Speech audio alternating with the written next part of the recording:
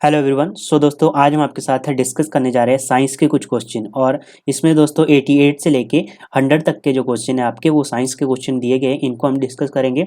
और साथ में यहाँ से ये भी देखेंगे कि किस तरह से आपके आने वाले एग्जाम में यहाँ से क्वेश्चन बन सकता है। और दोस्तों इनके आंसर मैं आपको फाइनल आंसर की के अकॉर्डिंग ही आपको बताऊँगा। यदि किसी भी क्वेश्चन में आपको डाउट लगता है तो आप कमेंट बॉक्स में हमें बता सकते हैं। और हमारा मकसद यही रहता है दोस्तों कि आपको कम से कम समय में ज़्यादा से ज़्यादा क्वेश्चनों को कवर करवाया जा सके। तो शुरू करते हैं 88 क्वेश्चन क्या दिया गया है आपके पास। क्या क्वेश्चन है, हे का सल्फर टेस्ट किसके निदान के लिए किया जाता है। हे का जो सल्फर टेस्ट होता है वो किसके निदान के लिए किया जाता है। तो इसका राइट आंसर क्या बनेगा। 88 की बात की जाए, ऑप्शन ए सही हो जाए। मूत्र में पित्त लवण को ज्ञात करने के लिए किया जाता है, तो ऑप्शन आपका ए सही हो जाएगा। अब यहाँ से ऑप्शन ए सही हो गया, ठीक है।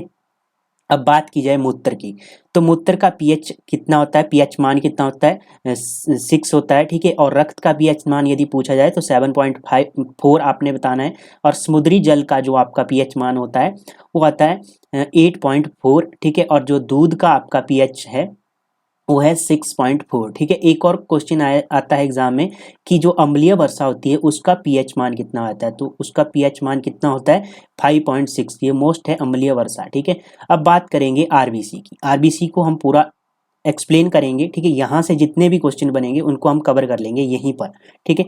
आरबीसी की बात की जाए, आरबीसी का जीवन काल आपने ध्यान में रखना है 120 दिन होता है, ठीक है। और डब्ल्यूबीसी का जो जीवन काल होता है वो 2 से 5 दिन का होता है, ठीक है। अब बात करेंगे आरबीसी। आरबीसी का निर्माण कहाँ पे होता है, अस्थि मज्जा में होता है, ठीक है। एक और यहाँ से एक होता है, जब महिला होती है, गर्भवती होती है, तब वो उसका जो निर्माण होता है वो कहाँ पर होता है, इसका मुझे आप कमेंट बॉक्स में बताएंगे। जो आपके आरबीसी का निर्माण उस समय कहाँ पर होता है, ठीक है, इसका मुझे आप कमेंट बॉक्स में बताएंगे, ठीक है। और बात करें आगे बात की जाए तो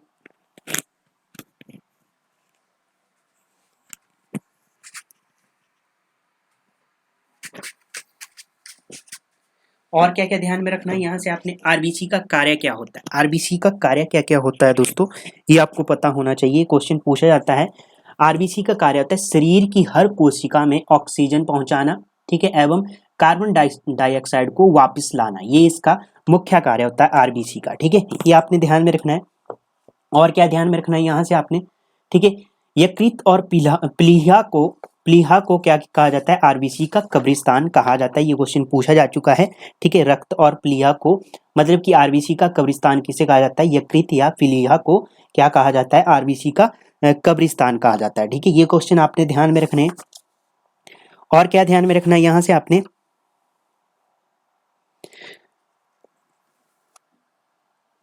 ठीक है।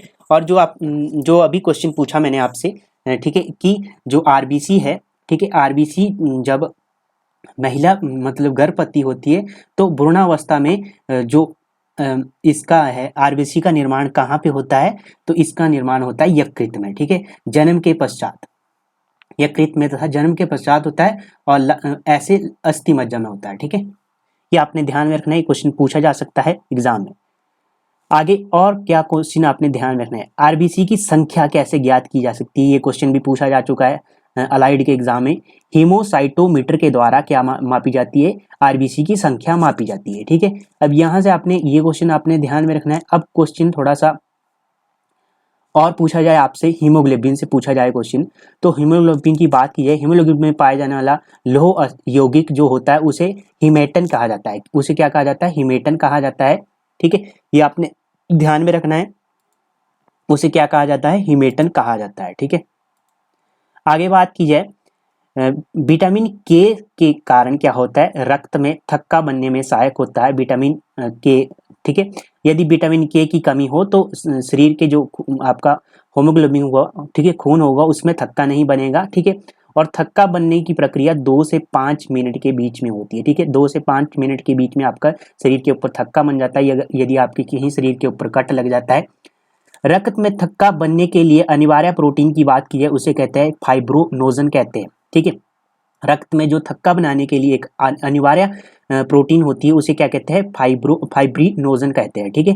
वो प्रोटीन होती है, ठीक है। अब बात करेंगे थोड़ा और डिस्कस करें तो हीमोग्लोबिन की कमी के कारण रक्त क्षणता, ठीक है, रक्त क्षणता मतलब कि एनीमिया रोग होता है, ठीक है, एनीमिया रोग होता है, ये आपने ध्यान में रखना है, ठीक है। ये हो गया आपका इतना एक्सप्लेन, इतना आपने एक्सप्लेन ध्यान में रखना है इस क्वेश्चन से। आगे है 89 क्वेश्चन में क्या पूछा गया है, प्लेटलेस गणना से में प्रयुक्त तंतुता तरल तरल है, ठीक है। प्लेटलेस जो बिंबाणु होते हैं उसकी गणना में प्रयुक्त तरल है, क्या है इसमें, इसमें कहेंगे इसका राइट आंसर हो जाएगा रिज एकर तरल, ठीक है, रिज एकर तरल होता है, ठीक है। ऑप्शन आपका डी सही हो जाएगा यहाँ से, ठीक है, डी सही हो गया यहाँ से। अब बात की जाए यहाँ से आपने कौन सा क्वेश्चन ध्यान में रखना है, बीसीजी का टीका किस में लगाया जाता है, ठीक है, बीसीजी का टीका किस रोग के कारण लगाया जाता है, रोग के कारण, तो यक्ष्मा की बीमारी जिसे ट्यूबरकुलोसिस भी कहते हैं, ठीक है, या क्षय रोग के कारण बीसीजी का टीका लगाया जाता है, ठीक है, बीसीजी का टीका लगाया जाता है। ये पुलिस के एग्जाम में पूछा जा चुका क्वेश्चन है, ठीक है। आगे है 90 क्वेश्चन, क्या क्वेश्चन पूछा गया है, होमोग्लोबिन यूरिया में मूत्र का रंग होता है, ठीक है, मूत्र का क्या रंग होता है होमोग्लोबिन यूरिया में, ठीक है, तो इसका क्या राइट आंसर होगा, इसका राइट आंसर होगा गहरा भूरा रंग होता है, ऑप्शन आपका ए सही हो जाएगा, ठीक है। अब यहाँ से थोड़ा सा एक्सप्लेन करेंगे, एक्सप्लेन की बात कीजिए, मनुष्य में कौन सा अंग है जो रुधिर बैंक का काम करता है, ठीक है, मनुष्य में कौन सा ऐसा अंग है जो रुधिर बैंक का कार्य करता है या काम करता है, उसे कहते हैं प्लीहा। ये क्वेश्चन आपने ध्यान में रखना है, ये आपके एचएस के एग्जाम में पूछा जा चुका क्वेश्चन, ठीक है। आगे है मायोपिया किससे संबंधित है, मायोपिया इससे संबंधित रोग है, ठीक है। मायोपिया की बात की जाए, हमने काफी बार डिस्कस किया है, मायोपिया की बात की जाए इसे निकट दृष्टि दोष भी कहते हैं, ठीक है। और निकट दृष्टि दोष की बात की जाए तो निकट दृष्टि दोष हो तब कौन सा लेंस का प्रयोग किया जाता है, अवतल लेंस का प्रयोग किया जाता है। और दूर दृष्टि की बात की जाए तो उस समय कौन से लेंस का प्रयोग किया जाता है, उत्तल लेंस का प्रयोग किया जाता है, ये भी आपने ध्यान में रखना है, ठीक है। उसके बाद बात करें, एक और होता है, एक दृष्टि वैषम्य होता है, दृष्टि वैषम्य की बात की है, इसमें कार्निया की जो आकृति होती है, कार्निया की आकृति होती है वो असामान्य हो जाती है, ठीक है, इसलिए इसमें कौन सा लेंस लगता है, सिलेंड्रिकल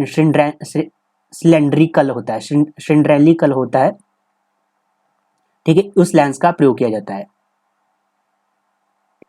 सिलेंड्रिकल, ठीक है, सिलेंड्रिकल, ये वाला लेंस का प्रयोग किया जाता है उस समय, ठीक है। इस लेंस के द्वारा इस रोग को दूर किया जा सकता है, ठीक है, मतलब इससे इस आकृति जो असामान्य वाली स्थिति है इसको सही किया जा सकता है, ठीक है, ये आपने ध्यान में रखना है। और बात की जाए, एक क्वेश्चन आपने मुझे कमेंट बॉक्स में बताना है, जब आंखें दान की जाती है तो उस समय आंखों का कौन सा भाग दान किया जाता है, ठीक है। नेत्र दान करने के लिए आंख के किस भाग को दान किया जाता है, इसका मुझे आपने कमेंट बॉक्स में आंसर बताना है, ठीक है। नेत्र दान करने के लिए आंख के किस भाग को दान किया जाता है, ये क्वेश्चन आपका एचएस के एग्जाम में पूछा जा चुका है, ठीक है, यहाँ से आपने ध्यान में रखना है, ठीक है। आगे बात की जाए फेफड़ा, फेफड़े की बात की जाए तो निमोनिया जो रोग होता है इससे कौन सा अंग प्रभावित होता है, फेफड़ा आपका प्रभावित होता है, फेफड़े अंग प्रभावित होते हैं। मस्तिष्क की बात की जाए, मस्तिष्क का भार होता है 1220 से लेके 1400 ग्राम तक का क्या होता है, मस्तिष्क का भार होता है, ये आपने ध्यान में रखना है। आगे है 92 में क्या क्वेश्चन पूछा गया है, मानव शरीर में कौन सा अवशोषी अंग है, मानव शरीर में कौन सा अवशोषी अंग है, इसका क्या राइट आंसर होगा, इसका राइट आंसर होगा 92 की बात की जाए ऑप्शन ए सही हो जाएगा, अक्कल दाढ़, अक्कल दाढ़ क्या होता है, अवशोषी अंग है आपका, ऑप्शन आपका ए सही हो जाएगा, ठीक है, ऑप्शन ए सही हो गया। अब यहां से आपने कौन कौन से क्वेश्चन ध्यान में रखने हैं,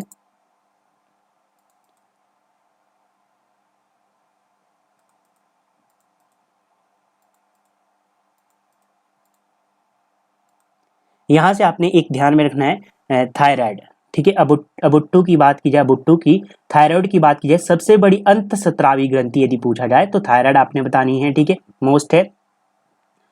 उसके बाद आगे है 93, कौन सी एक अंतःस्रावी ग्रंथि है, तो इसका राइट आंसर क्या होगा, दोस्तों इस क्वेश्चन में मेरे को थोड़ा डाउट लग रहा है, परंतु इसमें फाइनल आंसर की में ऑप्शन डी सही किया गया है, ठीक है, प्लीहा किया गया है।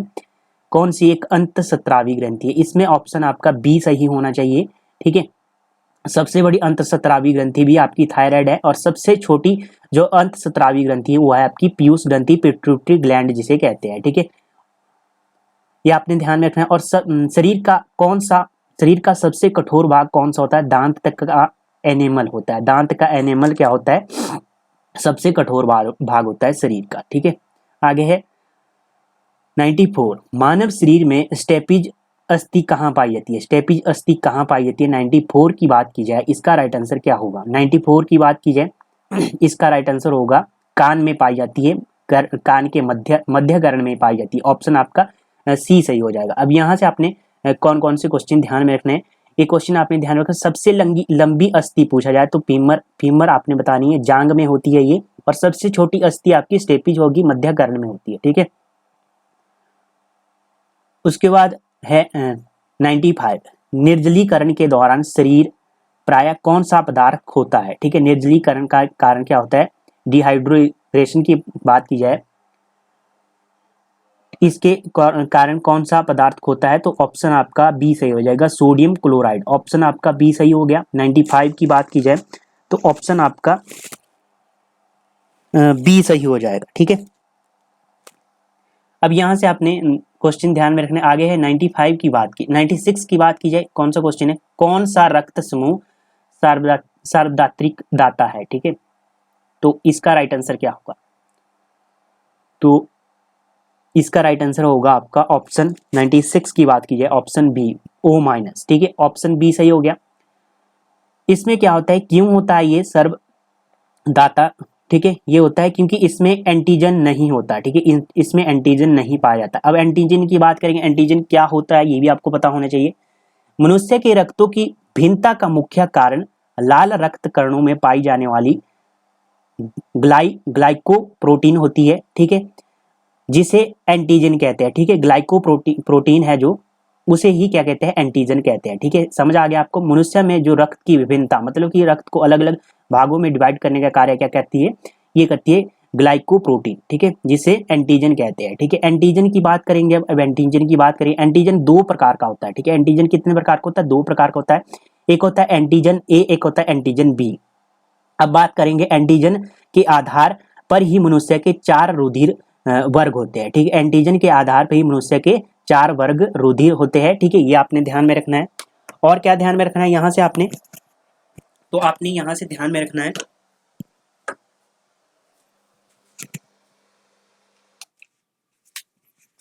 अब बात करेंगे एंटीजन, जो आपका जिनमें एंटीजन होता है, जिनमें एंटीजन ए होता है उसे रुधिर वर्ग ए कहते हैं। ठीक है, रुधिर वर्ग ए कहते हैं जिसमें एंटीजन ए होता है। जिसमें एंटीजन बी होता है उसे रुधिर वर्ग बी कहते हैं। जिसमें एंटीजन ए और बी दोनों होते हैं उसे रुधिर वर्ग ए बी कहते हैं। ठीक है, और जिसमें एंटीजन दोनों में से कोई एंटीजन नहीं होता उसे रुधिर वर्ग ओ कहते हैं। ठीक है, ये आपने समझ लेना है, इसको आपने ध्यान में रखना है। ठीक है, एंटीजन क्या होता है, ठीक है, और ये क्यों होता है सर्वदाता और सर्वग्राह्य।